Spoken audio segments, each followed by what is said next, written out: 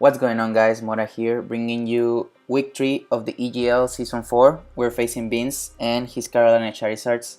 I'll leave his link in the description. Be sure to check out his channel. Also, the team builder video if you want to check that, and the EGL hub as always.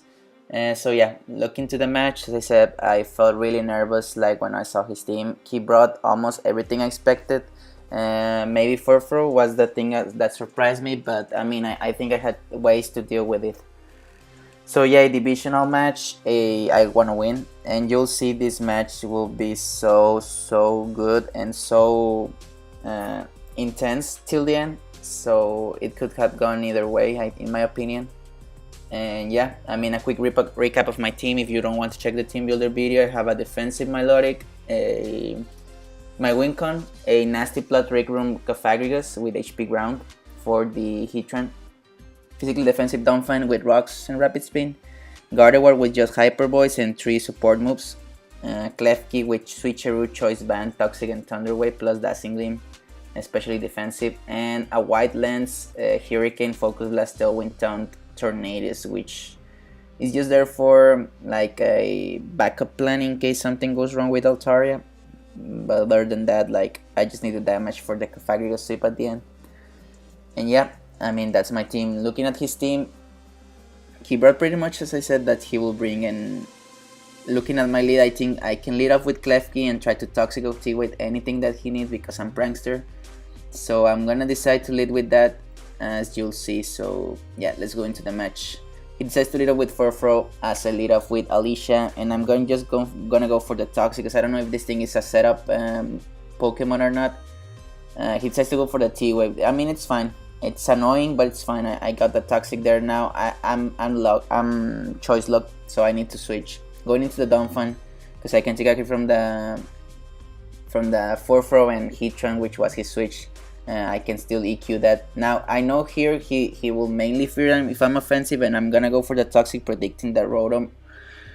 It goes well. I got the Toxic there, so I'm start to damaging a little bit his team for the sweep at the end. Now here he goes for a trick, tricking me the choice specs, and I rebuild the choice band. So I mean, everyone was like, why, like what? And I knew he was probably going to trick again because he doesn't want the choice band. I mean, I got para anyway when I tried to switcheroo that thing again to him. Now I switcheroo and he makes the correct play and goes into Mega Altaria.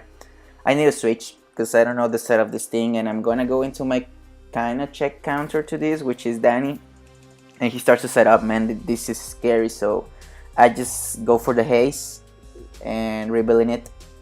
He was not gonna sweep with. I'm telling him he was not gonna sweep with that. I'm gonna go for the Toxic just to try to whittle that thing also down, and he makes the good play and goes into Whirlpool. Now I know his specs, he's offensive. I know that was probably coming, and he goes for a Hydro Pump, and they didn't want to take a Thunderbolt and neither a Bull Switch. So yeah, I think I go into Klefki, which is my special defensive wall, but that does a lot of damage, so I need to switch into Danny again, resisting it with the special bulk I have naturally. Now I'm sitting here and I'm gonna go just for a Scald because I mean it's my best play. I have no drawback in that, so I make that nice damage into the Furfro. Now I can take a hit here, but I don't want to yet, so I'm gonna go into my Donphan, revealing also that I'm a physically defensive variant. I mean at this point I know this thing is probably Jolly, max speed, max attack nature, and a nice set for my team, I think. And I'm gonna just put up my rocks. Like, I think this was the time. I know maybe either the Flygon or the Rotom was coming again. I'm gonna switch again into Alicia. It's para. I mean, I know this maybe will hurt if I need the T-Wave at one moment, but I mean, I think my Melodic was more important at that moment and the other stuff in my team. He's gonna go into his Mienshao, as here I Rapid Spin. Now you'll say, hey Mora, why you Rapid Spin? Well, I thought about that he may go into Rotom trying to get momentum, and with Rocks and Rapid Spin that was going to be a KO. He decided to stay in and Drain Punch me. I mean, I eat that up. Then this time I'm gonna go for the EQ as he goes into his Flygon. I cannot touch this thing, but I can take hits from it, and I cannot stop him from defogging, so I'm just gonna go for the Toxic and start also to cripple this thing and preparing the sweep. As you see, everything is going like in range of +2 Shadow Ball and +2 HP ground.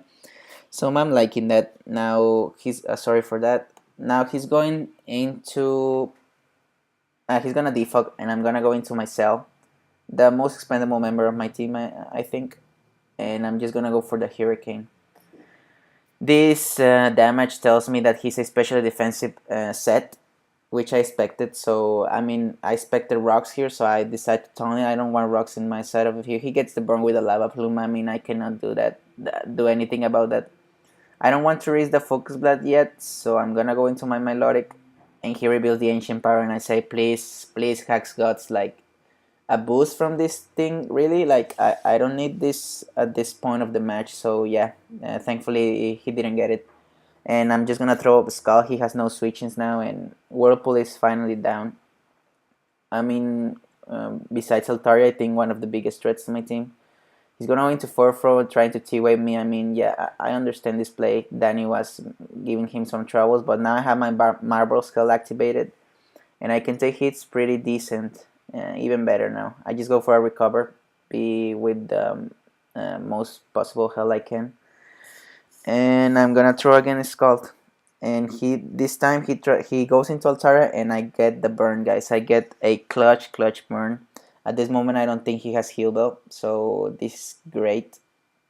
He starts to Dragon Dance, banking of me getting para. I mean, at +1 and burn, this will not do enough, so I just throw off a Skull trying to weaken the Altaria. Now here I get para and I just freak out. Like, really, I'm a lose to a burn Altaria because I got para, but next turn my MVP just haste and gets everything the way it needs to be, So he goes for a return, and he gets a crit 24%. I mean, it doesn't matter. I got the Skull, the burn damage, and my Melodic is going to get another kill this season, defeating the greatest threat to my team, which, I mean, it was a relief for me. Now he's gonna go into his Mienshao, I mean, I'm gonna throw up a Scald, and I mean, I'm sitting well here. If I get para, that would be annoying, but I can just recover the damage trying to get the burn with my Melodic. And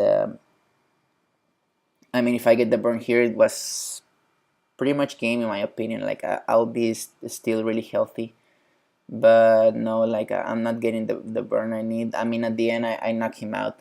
He does a lot of damage, which makes Heatran try to get the boost with ancient power at this point, and I'm trying to make the most damage. But I mean, at this point, my Melodic is not that useful.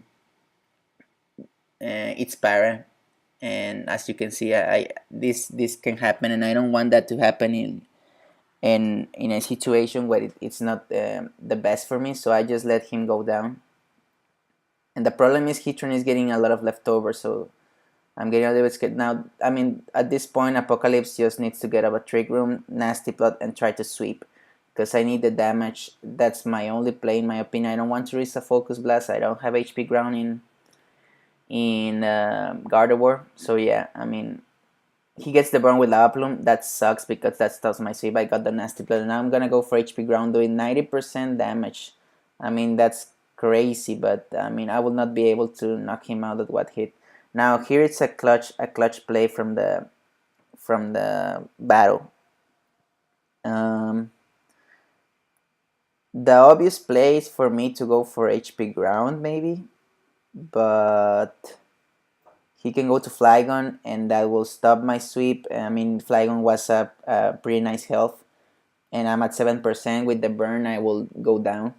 So I decide to go for Shadow Ball. I know Furfro can come and avoid that because it's a normal type, but I think that was my best play. Also, I mean, it was the best play for Beans, preserving Heatran, preserving Furfro, and trying for me to go for the HP ground. I go for the Shadow Ball and don't do a lot of damage to Flygon, putting in a range of almost toxic. So that's really clutch and really nice. Now here, I'm faster. Also, like, I think this is the biggest play of the match.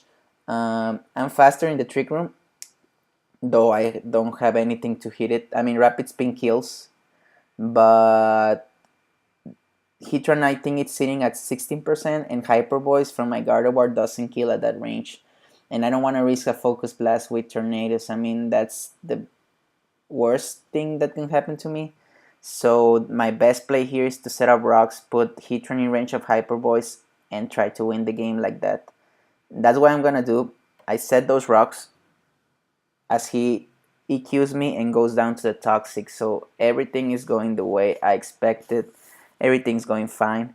And now he's gonna go into Heatran. Even if he knocks me out and gets leftovers, 10% of his health will not save him from Hyper Voice. So I go into Gardevoir and I will knock that thing out, as you'll see. Mad Queen coming through at the end. I mean, I didn't want to Focus Blast on me, so he's gonna go into Forfro, and my cock said that I can leave a facade from this set from Forfro. I mean, and Hyper Voice knocked him out, so I was pretty confident I was gonna leave it. I leave at 8% and got the Hyper Voice, and that's gonna be a good game to Beans. A really tough game, guys. I mean, I still see it, and I'm still feel a little bit nervous and shocked, but I think I played it really well at the end with the rocks, with the Trick Room, preserving my win cons. And yeah, I mean, thankfully it didn't come to a 50-50, or maybe, I mean, to a Focus Blast miss, and Mad Queen come through. So yeah, guys, now we are 3-0.